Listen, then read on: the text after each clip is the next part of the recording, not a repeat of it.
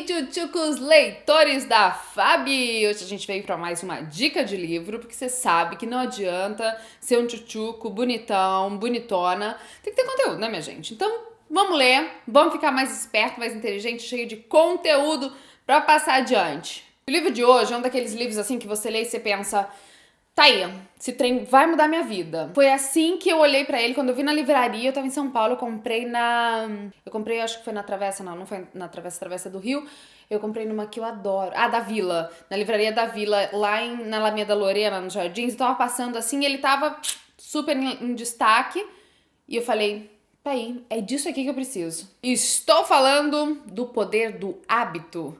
Ai, é, isso mesmo, Hábito. Poder do Hábito é do Charles Duhigg, eu não sei se assim se pronuncia o nome dele. Ele é um jornalista americano, bem famosão, cheio de prêmios, assim, e tal. E ele começou a investigar os hábitos das pessoas, os hábitos das corporações, os hábitos das empresas e os hábitos da sociedade.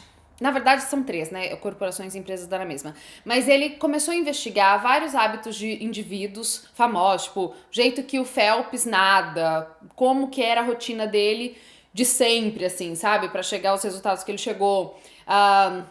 Depois ele vai para os hábitos das organizações de empresas, tipo a Starbucks, tipo algumas empresas grandes, assim.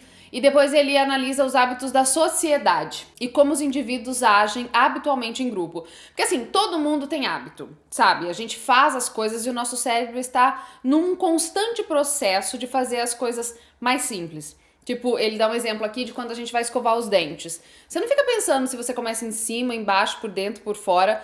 Você simplesmente se acostumou a ir lá escovar os dentes e seu cérebro não pensa mais nisso. Tipo, não gasta energia pensando, agora eu vou começar da esquerda para a direita. Porque a gente acostuma-se a fazer algumas coisas, o cérebro processa aquele jeito de fazer as coisas depois de alguns dias, de algum tempo fazendo, que é para tudo ficar mais fácil, pra gente ficar gastando neurônio à toa. O que é ótimo por um certo lado, porque você não fica pensando, agora tem que trocar a marcha, agora tem que passar a segunda. Você vai no automático porque você se habituou a fazer daquele jeito. E da mesma forma, algumas pessoas, alguns indivíduos se habituaram a fazer certas coisas que levaram elas para o sucesso ou para o fracasso. Algumas instituições têm o hábito de alguns procedimentos e que parece óbvio o sucesso delas, mas não é. E nesse livro ele conta tudinho pra gente. Quando eu li esse livro, eu tava começando o hábito de correr, depois eu parei, mas eu vou voltar. Eu tava começando o hábito de correr e eu, tipo, começava a parar. Todo ano era assim, eu começava e parava. E eu fiquei pensando como aquilo poderia tornar um hábito na minha vida. E muitos outros hábitos que, sabe, às vezes a gente tem aquela coisa assim, ai, eu queria tanto fazer essa coisa, mas sempre paro, tipo a dieta que nunca termina, o livro que nunca termina, os estudos que nunca termina. Pois é, isso tem a ver com a formação dos hábitos. Empresas e publicitários já descobriram tem um tempinho como é que nós funcionamos em relação aos hábitos e tiram proveito disso pra vender pra você.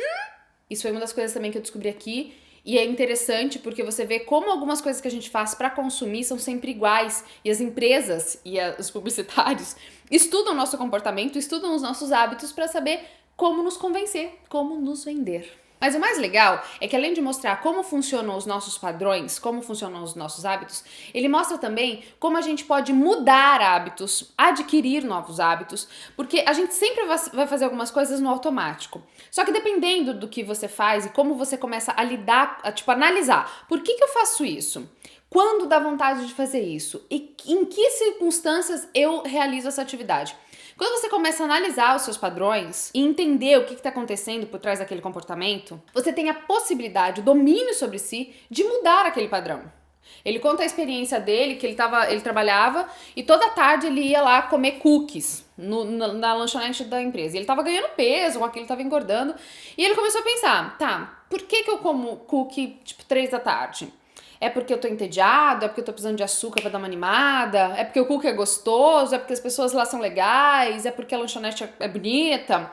E ele começou a anotar quando ele ia, que horas, o que antecedia isso, o que ia depois disso. E ele acabou chegando à conclusão, depois de muita análise, que na verdade ele só queria sair do ambiente do tédio e bater papo. Então ele parou de descer pra lanchonete, começou a atrapalhar os colegas do escritório e mudou o hábito dele. Tipo, naquele período ele ia ter tédio, ele ia estar cansado, ele ia precisar de um refresh. Então ao invés de descer e comer um cookie, ele saía por 10 minutos pra conversar com as pessoas e ele já tava revigorado e voltava a trabalhar. Mas quantas vezes a gente tem alguns hábitos, às vezes até meio destrutivos, e a gente simplesmente nem para pra analisar que influência eles têm sobre a nossa vida, né? Talvez seja por isso que você está um balofo. Talvez seja por isso que você sempre briga com a pessoa naquele mesmo lugar, naquela mesma hora, por aquele mesmo motivo. O Poder do Hábito, eu indico. Não é uma leitura, assim, super agradável, levinha, assim, sabe? Daquela que flui. Não, mas é um livro muito legal pra você entender como funcionam os seus padrões de comportamento, como eles são comprados e vendidos o tempo todo pras instituições, como as instituições te analisam e como a gente se comporta como sociedade. E mais legal ainda é como você pode usar esse material e as diretrizes dele pra mudar o seu comportamento. Pra mudar algum hábito que não seja legal, tipo fumar, por exemplo.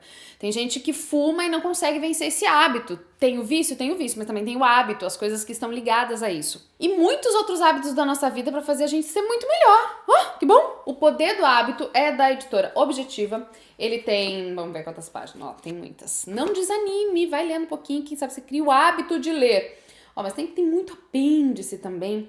Mas, tipo, tem umas 300 páginas, assim, ó. Ó, tem 300 páginas, depois vem um monte de notas, tá? 300 páginas, editora Objetiva. Charles Duhigg, O Poder do Hábito, indico fortemente. Leia, você vai gostar. Me conta, então, um hábito que você gostaria de mudar, alguma coisa que você não está satisfeito e que não consegue nunca mudar. Escreve aqui pra mim, quero saber quais são os seus hábitos. E também se você já conseguiu mudar um hábito ruim pra um hábito bom e como foi isso. Escreve que eu vou adorar saber a sua história. E se você tem mais livros, mais dicas de livro nessa área, nesse conteúdo, escreve aqui também, compartilha com a gente pra esse nosso clube de leitores. Um beijo pra você e até a nossa próxima dica.